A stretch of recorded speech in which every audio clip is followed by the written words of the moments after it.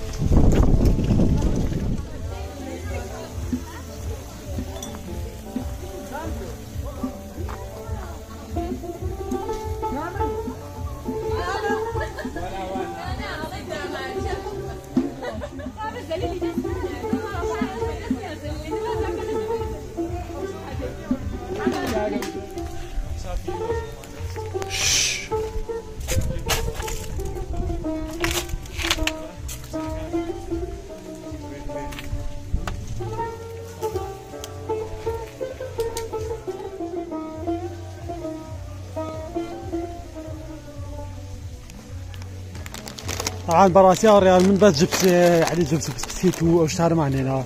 خلق دوكا قاعد بيجي بس جبس وهات ماتيرا والله ما ايش كمان بوي انا قلت هاتين براسي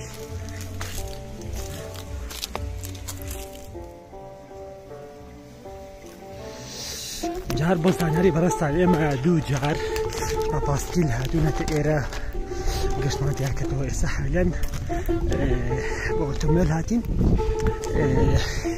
أمانة لو سوتي بايس خريكة الرؤيات اللي بيبينين أجل كاتا كشمان درنجا بس يوادان ديماني كي جوار بو يوغو اسمو غني أورا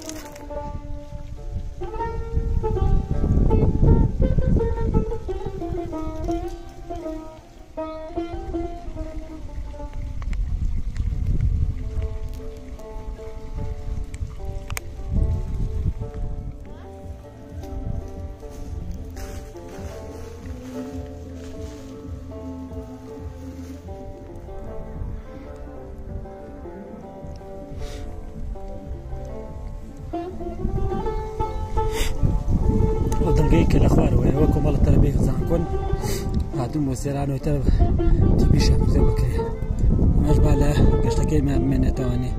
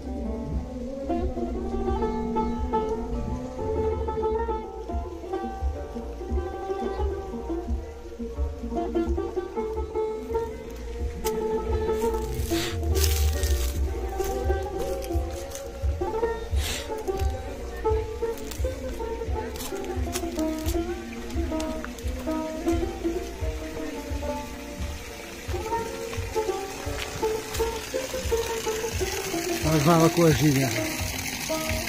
والشيء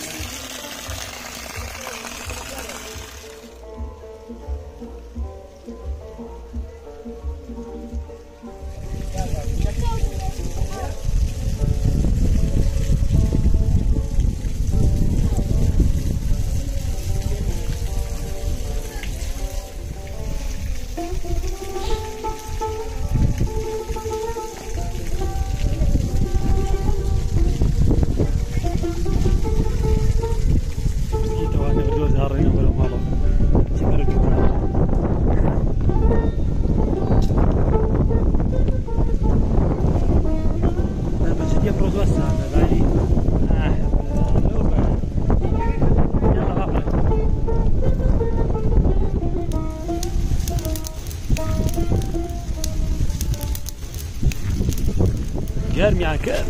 ئێمەش ماعیدەمان مەتاڵ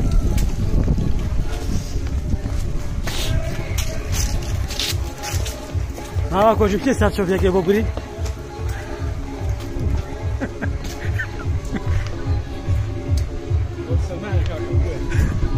وای برا وەزعە تۆقسێک بووکە جایتر هاوڕێیان لەناو زێوێ دەرچوونی وێتەوەدە بەداڕێنە خوارەوە پشتیوان بێ چەند ویدۆیەکی جوانی بۆ کردن ماوەگرینی خۆشەویست بەجددی سەرەوە وەزعی ویدۆیتیانە وەزانی هەموو هێرە پەڵای شوێن تەلەڤیزیۆن زانکۆی لێ بێ فیلمی شتاوە خۆش بە تەلەڤیزیۆن زانکۆی بەس کاکە نوعە تەلەبانە زانکۆ لەوە چیە بۆ سەرمایاڵە پەڕن یەک مەنجەڵ برنجی تر بەلای هەزیرەکەنا داوە ڕێزم ئەوی بەشە نزمەکانن نەو تااقەتیانە هینە بەشە بەشدەکان مەجای شتانیان نییە بۆ منە بەشە علومەکان زۆری نیان یان بەشە توبیەکان زۆر ئەو بەزم زۆر ناگەن ئەیکەن بەس کەمی تێبار حەڵە ما ڤیدۆ بۆ سێتا کاتی دوکان وایە بچین بۆ دوکان هەتیم بۆ دوکان بسم الله ئینساگرام بێدێنە بەناوی ئینساگرام بێدێنە بەناوی ئاگری گالەری وەسمی خۆی وەسمی پرسای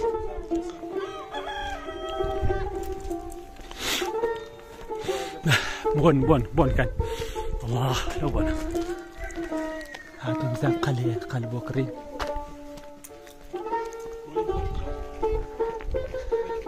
ئۆکسجین هەڵمشە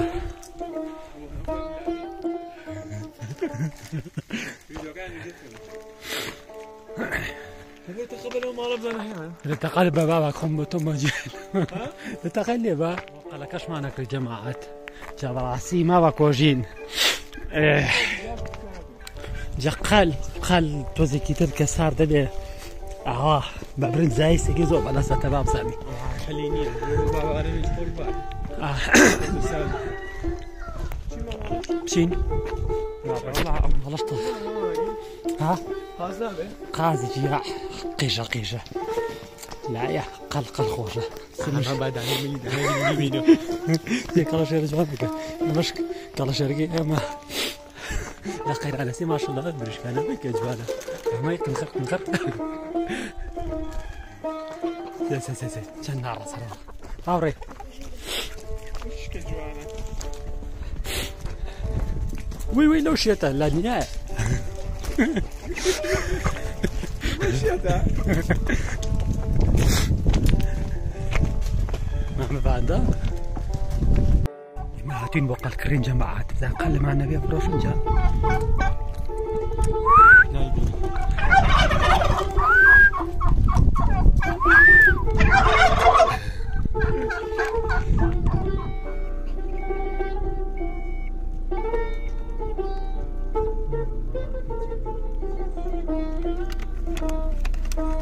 بس خوش هاوريان جا صوزة جا صوزة لبهارين ها؟ ايه شوي يا شوي قربان باش احفظ شلون راشد جا صوزي كذا زي هذا الله مين باران ابو بيصبتها اما كوجي احسن لي رسمي كم زوج ولا درجه والله باخي هذا خير لوين شاصي قرب جوان طبعا هاوري علي بريس براسي جوان راسه ولا سراوي سدس بالكوت بەڵام ئەم وێنەیە بکە هاتە بەردەم خەمەکەی ڕوانمانێ ئەگەر خوایان بێ ئێمە بەتەمای دوکانین کە گەشتە دوکان دیمەن جوانم لە بەرزتا دیمەن تا بۆ گۆز بۆ نیشەڵاوە خۆی